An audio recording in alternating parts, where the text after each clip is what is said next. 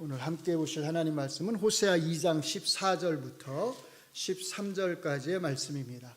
저희 이미 읽었기 때문에 따로 이 말씀을 읽지는 않겠습니다. 성경을 가지고 계신 분들은 호세아 2장 14절부터 이렇게 펴고 계시면 좋을 것 같습니다. 같이 보시면서 또 말씀을 들으시면 더 좋을 것 같습니다. 지난 5월에 저희가 이 호세아서 앞부분을 사실 살펴봤어요. 호세아서의 기본적인 역사적 배경, 제가 여러분들에게 나눠드린 프린트물이 있는데 혹시 그거 가지고 계시는 분이 아마 거의 다 가지고 계시겠죠? 한번 잘 살펴보시기를 바랍니다. 역사적 기본적으로 구약은 여러분들이 역사적 배경을 잘 모르시면 이해하기가 사실 쉽지가 않거든요. 그래서 그 의미들을 잘 이해하시려면 여러분들이 그 역사적 배경을 이 선지자가 어떤 왕 시대에 속해 있구나, 그리고 지금 이 말씀은 어떤 왕의 시대에 지금 행해지고 있구나라고 하는 것을 여러분들이 아셔야 그 말씀의 그 풍성한 뜻들을 잘 이해하실 수가 있습니다. 이번 3일 동안은 이제 지난번에 이어서 호세아서를 좀 같이 살펴보려고 합니다. 호세아서와 관련해서 이제 여러분들이 좀 기본적으로 기억하셔야 될 것 몇 가지만 말씀을 드리면, 제일 중요한 것은 일단 호세아서가 어느 나라를 대상으로 쓰여진 거죠? 그러니까 호세아 선지자는 어느 나라 선지자죠? 이스라엘이지 이렇게 대답하시면 만점짜리 대답인데 그런 대답을 요구하는 게 아니죠. 북이스라엘일까요? 남유다일까요? 북이스라엘이죠. 그 기본적으로 기억하셔야 돼요. 북이스라엘을 대상으로 지금 하시는 말씀입니다. 그리고 이 호세아서의 앞부분, 이 앞부분, 전반부인데, 전반부는 어느 시대, 어느 왕을 대상으로 하고 있는 거냐면 여로보암 왕 2세입니다. 왜 여로보암 왕 2세 이렇게 말하냐면, 여로보암 왕 1세는 어떤 사람이죠? 북이스라엘을 세운 사람이잖아요. 그래서 이름이 똑같으니까 2세 이렇게 말을 하는데, 여로보암 왕 2세부터 시작을 해서 5장 정도까지가 여로보암 왕 2세 시대 이야기를 합니다. 근데 이 여로보암 왕 2세 시대의 특징은 뭐냐면, 내일도 잠깐 언급을 하겠지만 물질적으로 굉장히 풍요로운 시대를 살았다는 거예요. 그래서 그 물질적 풍요 가운데에서 사실은 이제 우상 숭배가 널리 행해지는 거죠. 잘 살면 어떻게 되죠? 잘 섬길 것 같죠? 근데 사실은 그렇지 않아요. 잘 살면 어긋나는 겁니다. 그래서 여로보암 왕 2세 시대에 굉장히 부유한 삶을 살았는데 오히려 우상 숭배는 더 늘어나게 되는 거예요. 그리고 이제 한 6장 정도부터 마지막 장까지는 그 이후부터 이제 서로 왕들이 서로를 막 죽이는 사륙의 시대가 시작이 됩니다. 그래서 한 1, 2년 왕들 하다가 암살당해서 죽고 막 그래요. 그래가지고 한 3, 4대 왕들이 이제 그런 일들을 당하는데, 바로 그런 이제 정치적 혼란기, 그리고 북이스라엘이 멸망하기 얼마 안 남은 그런 정치적 상황 속에서 호세아 선지자가 하나님 말씀을 이제 전하는 겁니다. 자, 마지막 세 번째 이제 여러분들이 좀 기억하셨으면 좋은 게 뭐냐면, 호세아 그러면 여러분들이 제일 먼저 떠올리는 게 그 안에 누구요? 고멜, 그렇죠? 그 중요하죠. 왜냐하면 그 고멜의 그 부정한 아내와의 관계를 통해서 사실은 하나님께서 부정한 아내로서의 북이스라엘을 향하신 일편단심 사랑을 보여주는 게 호세아서잖아요. 그러니까 그거를 잘 기억하는 게 중요하긴 한데, 이따 또 보시겠지만 그와 더불어 반드시 뭘 기억하셔야 되냐면 세 자녀의 이름입니다. 자, 아까 우리가 한번 읽었는데 어떻게 나와요? 딸, 아들, 딸 이렇게 나와요. 아들, 딸, 아들 이렇게 나와요. 아들 둘에 딸 하나인데, 첫째 아들의 이름이 이스르엘, 이스라엘이 아니라 이스르엘입니다. 이거는 이제 지명이에요. 사륙이 많이 일어났던 장소의 지명인데, 그 다음에 둘째 딸의 이름이 로루하마죠. 로루하마. 무슨 뜻이죠? 긍휼을 베풀지 않다. 그렇죠? 루하마가 긍휼을 베풀다, 긍휼이 여기다인데, 로 앞에 로가 이게 부정어거든요. 그러니까 로루하마 그러면 긍휼을 베풀지 않다, 긍휼이 여기지 않다. 셋째 아들의 이름은요, 로암미, 그렇죠? 로암미. 암미가 백성, 내 백성. 그러니까 로가 붙었으니까 내 백성이 아닌 거죠. 요 자녀의 이름이 가지고 있는 메시지가 호세아서에서 굉장히 중요합니다. 그래서 여러분들이 기본적으로 이것들을 좀 잘 기억을 하시면서 요거를 읽으셨으면, 호세아서를 읽으시면 좋을 것 같아요. 아까 제가 뭐라고 그랬냐면, 자, 호세아서 요 앞부분은 여로보암 왕 2세 시대를 대상으로 하고 있고 굉장히 풍요로운 시대라고 그랬잖아요. 그 풍요로움을 잘 보여주는 게 사실은 바로 앞에 나와 있는, 저희가 지난번에 다루었던 2장 전반부거든요. 자,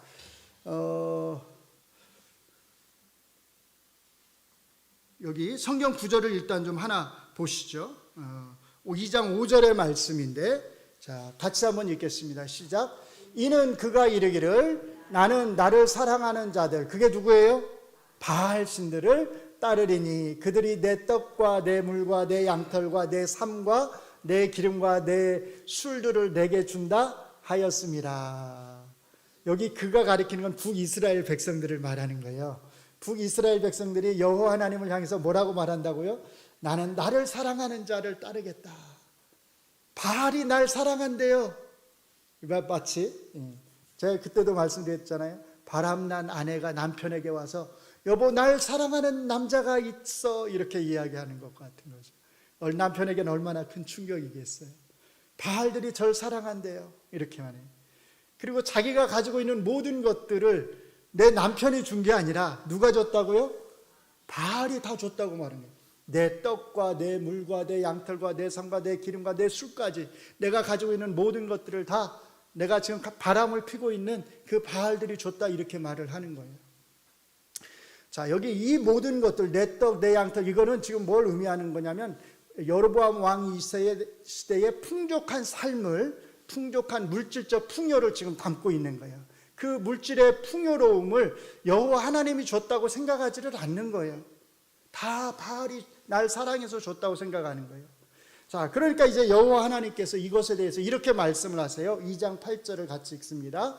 곡식과 새 포도주와 기름은 누가요? 내가 그에게 준 것이요 그들이 바알을 위하여 쓴 은과 금도 내가 그에게 더하여 준 것이거늘 그가 알지 못하는도다. 그러므로 내가 내 곡식을 그것이 익은 계절에 도로 찾으며 내가 내 새 포도주를 그것이 맡을 시기에 도로 찾으며 또 그들의 벌거벗은 몸을 가릴 내 양털과 내 삶을 빼앗으리라. 내가 준 걸 갖다가 바람난 남자한테 그를 위해서 다 쓰고 있단 말이에요. 하나님께서 아니다. 내가 준 것들을 내가 다시 되찾겠다라고 심판의 말씀을 사실은 하시는 겁니다. 그러니까 바로 앞에 지금 어떤 말씀이 나오는 거냐면 심판의 말씀이 나오는 거예요. 그런데 중요한 것은 이 심판이 다가 아니라는 겁니다. 심판 너머에 놀라운 하나님의 은혜가 기다리고 있다는 겁니다.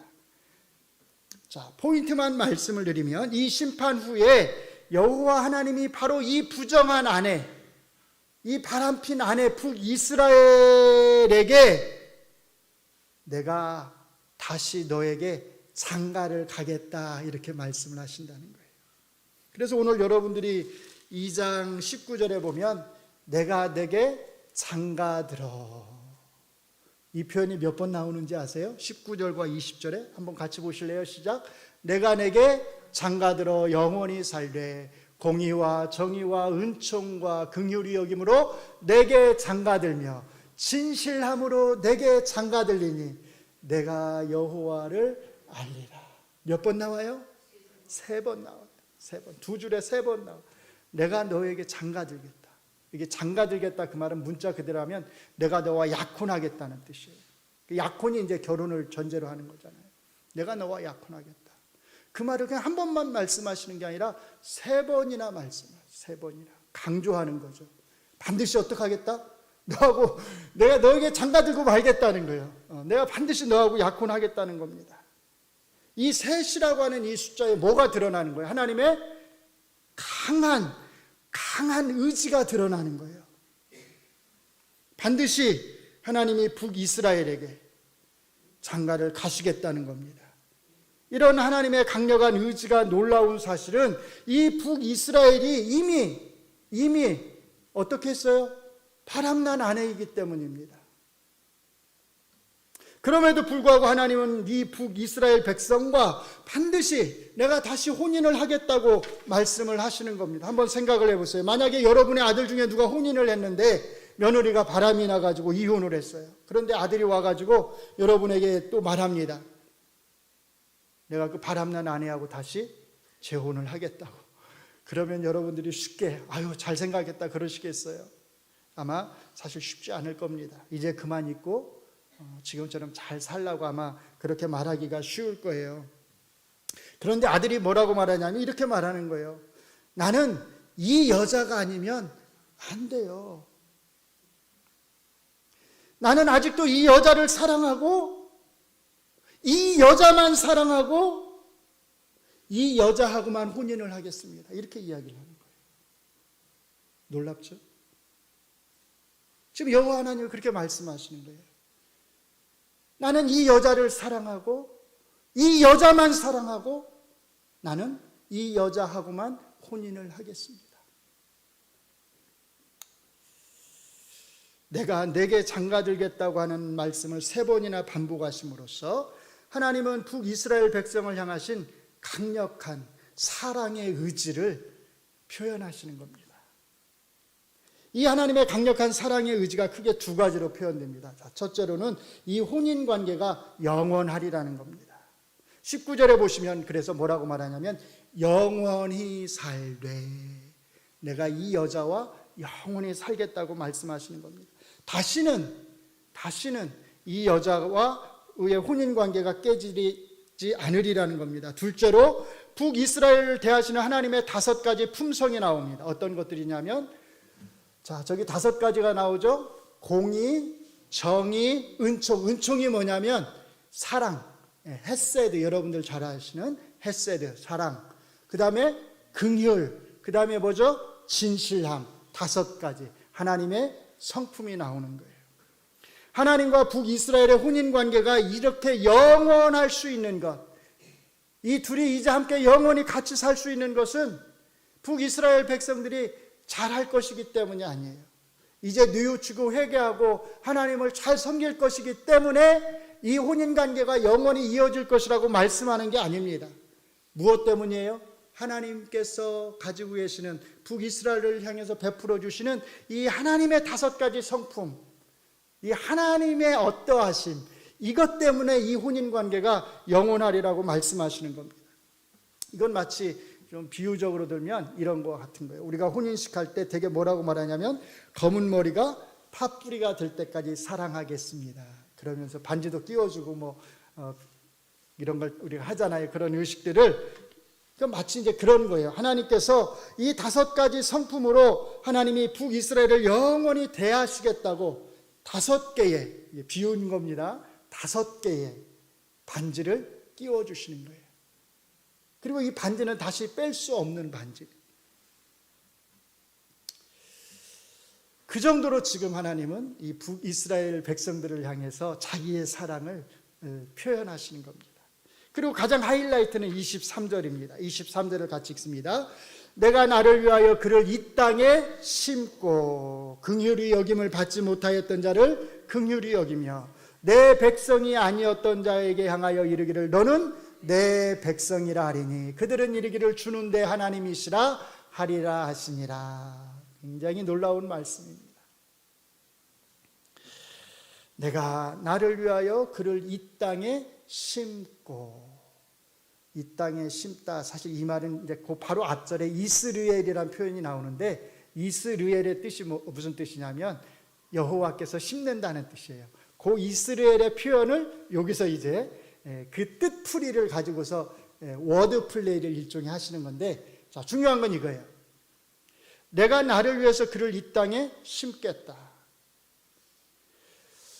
그건 뭘 전제로 하는 거냐면 북이스라엘 백성들이 기본적으로 심판을 받아서 어떻게 되는 거예요? 이방의 땅으로 쫓겨나게 될 것을 함축하고 있는 거죠. 하나님이 이스라엘 백성과 다시 혼인을 하시겠다고 말씀하신다고 해서 앞에 말씀하셨던 심판의 말씀들이 무효가 되는 게 아니에요. 심판을 통해서 회복이 되는 거죠. 회복시켜 주시는 거죠.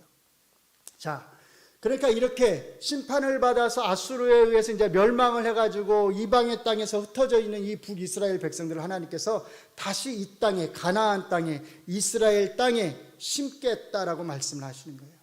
비유적으로 표현하면 이 이스라엘 땅, 이 가나안 땅을 뭘로 만든다고 말씀하시는 거냐면 신방으로 만들겠다고 이 땅에 내가 신방을 차리겠다는 거예요.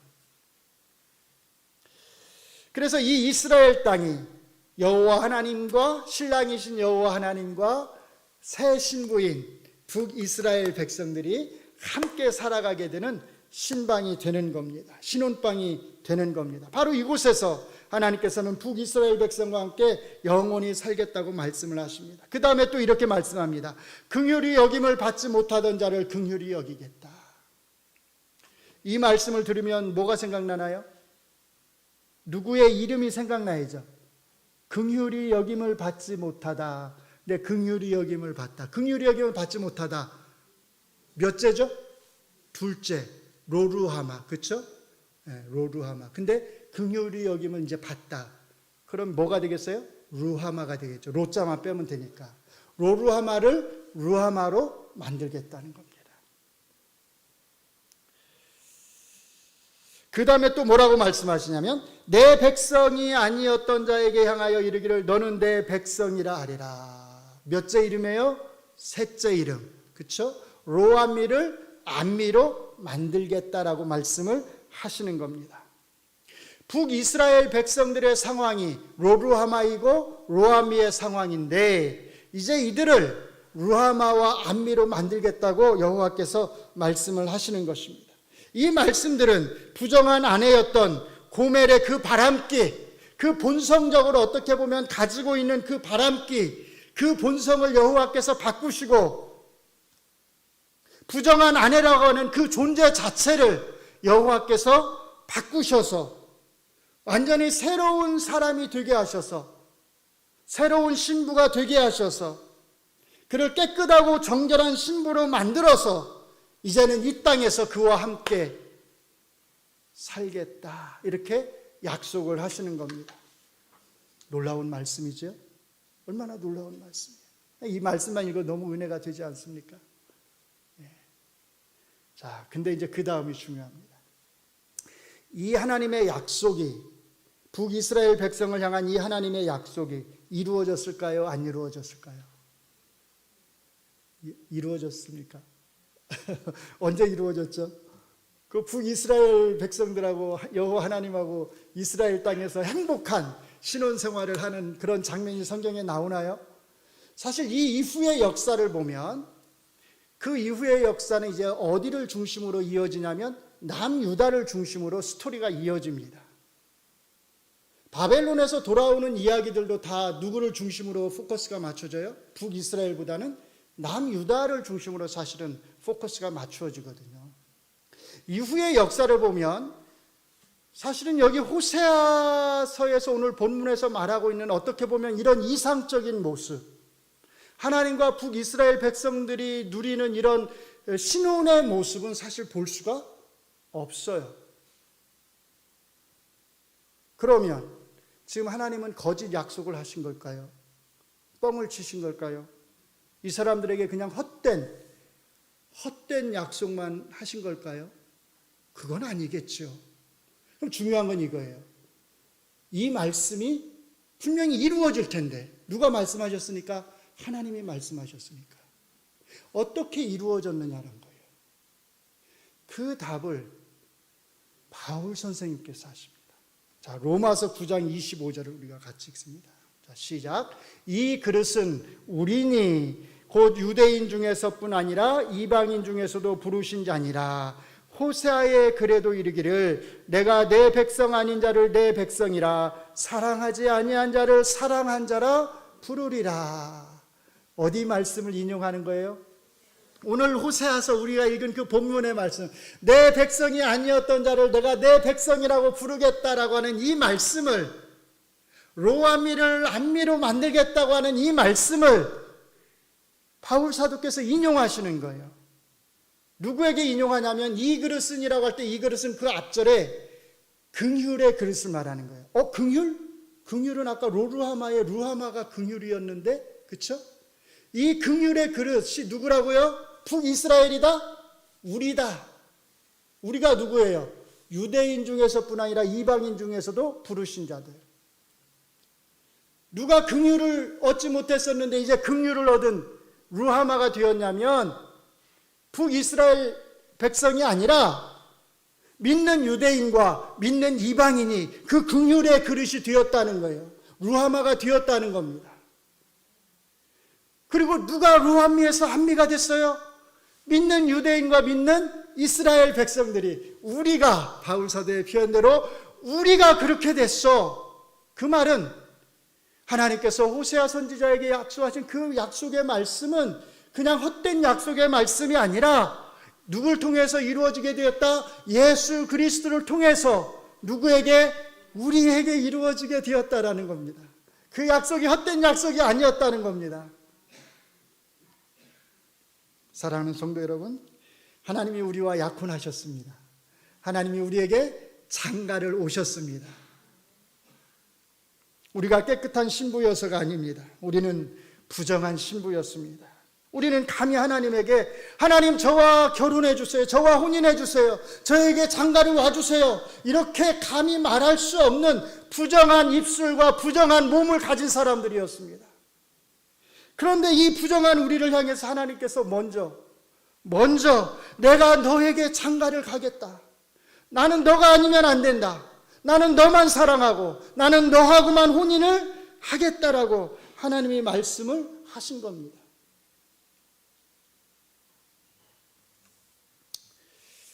그래서 하나님과 우리 사이의 이 혼인의 주도권은 철저하게 하나님에게, 우리를 향하신 그 하나님의 강력한 사랑의 의지가, 그 누구도 가로막을 수 없는, 그 누구도 꺾을 수 없는 그 하나님의 강력한 사랑의 의지가 우리를 하나님의 신부로 만든 겁니다. 나는 너와 반드시 혼인하겠다, 나는 너에게 반드시 장가가겠다라고 하시는 그 하나님의 강력한 의지, 그 의지를, 사랑의 의지를 꼭 기억하시기 바랍니다. 좀 더 성경적으로 표현하면 우리는 하나님의 신부이면서 예수님의 신부가 된 것입니다. 우리를 향하신 하나님의 강력한 사랑의 의지가 없었다면 우리는 절대로 하나님의 신부, 예수님의 신부가 될 수 없는 그런 사람들이어서, 우리는 본성적으로 부정한 아내들이에요. 바람기가 많아요. 우리는 바람기를 가지고 태어난 사람들이에요. 죄성을 가지고 태어난 사람들이에요. 하나님의 뜻을 거슬리면서 살아가도록 태어난 사람들이 우리예요. 그 본성을 거슬러서 하나님이 우리를 변화시키시고 우리를 신부로 삼아주신 겁니다. 이것뿐만이 아닙니다. 부정한 고멜과 같았던 바람난 아내였던 우리가 다시 하나님의 신부로서 깨끗하고 정결하게 된 것은 우리 주 예수 그리스도께서 자기의 십자가의 피로 우리를 정결하게 씻어주셨기 때문입니다. 그 예수 그리스도의 그 씻어주심이 없었다면 우리는 부정해서, 너무나 부정하고 더러워서 감히 하나님 앞에 설 수가 없는 그런 사람들. 그럼에도 불구하고 예수 그리스도의 그 십자가의 피를 통해서 우리가 깨끗하게 정결하게 씻음을 입은 것입니다. 이것뿐만이 아닙니다. 우리는 이 혼인관계가 영원하리라고 하는 것을 믿습니다. 우리는 우리의 구원이 영원하리라고 하는 것을 믿습니다. 우리가 어떻게 그것을 확신할 수 있죠? 누군가 여러분에게 당신의 구원이 영원하리라고 하는 것을 어떻게 믿을 수 있습니까? 이렇게 묻는다면 여러분들은 뭐라고 답을 하시겠습니까? 크게 두 가지로 답을 하시면 좋을 것 같아요. 첫째로, 하나님이 그렇게 약속하셨기 때문입니다. 하나님이 뭐라고 말씀하셨죠? 내가 영원히 너와 살겠다. 내가 영원히 너와 살겠다. 하나님이 하신 말씀이에요. 둘째로, 하나님의 성품 때문입니다. 하나님이 우리에게 5개의 가락지를, 반지를 혼인 예식의 물건으로서 끼워 주셨어요. 어떤 것들이었죠? 공의와 정의와 은총과 긍휼과 진실함의 반지를 우리에게 끼워 주셔서 다시는 이것을 우리가 빼지 못하도록 하셨습니다. 혼인 선물로 우리에게 주신 거예요. 하나님의 성품을. 그래서 우리의 평생에 하나님이 공의와 정의로 우리를 대하시고 사랑과 긍휼을 우리에게 베푸시고 진실함으로 우리를 인도해 주시겠다고 하는 서약을 우리에게 하신 겁니다. 그러므로 우리는 이 하나님의 성품이 변하지 않는 한 우리에게 주어진 이 혼인 선물의 약속은 영원할 것이라고 하는 것을 굳게 믿습니다. 하나님의 성품이 변할 수 있을까요? 변할 수 없지요. 그 무엇도 하나님의 성품을 변하게 할 수 없습니다. 그러므로 우리는 이 혼인 관계가 영원하리라고 하는 것을 굳게 믿습니다. 사랑하는 성도 여러분, 여러분이 누구인지를 절대로 잊지 마시기 바랍니다. 여러분은 하나님의 신부입니다. 성경의 말씀대로 하면 예수님의 신부입니다. 그것도 잠시 신혼생활 하다가 끝나는 그런 관계가 아니라 영원한 신부입니다. 이것을 믿으시기 바랍니다. 신부로서의 정결함, 그 깨끗함을 잃지 마시기 바랍니다. 이 정결하고 깨끗한 신부의 모습으로 우리는 누가 다시 오실 때까지요, 우리의 신랑 되시는 그 예수님이 다시 오실 때까지 이 모습을 유지해야 합니다. 이것이 요한계시록의 가르침입니다. 21장 2절을 같이 읽습니다. 시작. 또 내가 보매 거룩한 성 새 예루살렘이 하나님께로부터 하늘에서 내려오니 그 준비한 것이 신부가 남편을 위하여 단장한 것 같더라. 아멘. 이것이 여러분이 항상 기억해야 할 여러분의 현재의 신분이고 예수님이 재림하실 때의 여러분의 신분입니다. 그러나 한 가지 더 기억해야 할 것이 있습니다. 이 현재의 신분만 기억하시면 안 되고 여러분의 과거의 신분도 같이 기억을 하셔야 됩니다. 여러분이 우리가 과거에 어떤 신분이었는지를 잊어서는 안 됩니다. 과거에 우리는 다 부정한 아내였다고 하는 것을 잊어서는 안 됩니다. 오늘 우리가 새로운 깨끗한 신부가 되었다고 해서 우리가 과거에 부정한 아내였다고 하는 사실을 잊어서는 안 됩니다. 변화된 신분만 기억하면 안 됩니다. 만약에 그런다면 내가 지금 누리고 있는 이 신부로서의 이 특권들, 이 하나님의 은혜들이 당연한 것처럼 여겨집니다. 내가 누릴 수 없는 특권들임에도 불구하고 마땅히 내가 누려야 되는 당연한 것들처럼 이것들이 느껴진다는 겁니다. 사실은 내가 내 힘으로 지금 이 모든 은혜들을 누리고 있는 게 아니라 이 모든 것들이 다 선물임에도 불구하고 그 은혜를 다 잊어버리고 당연한 것처럼 그렇게 살아간다는 겁니다.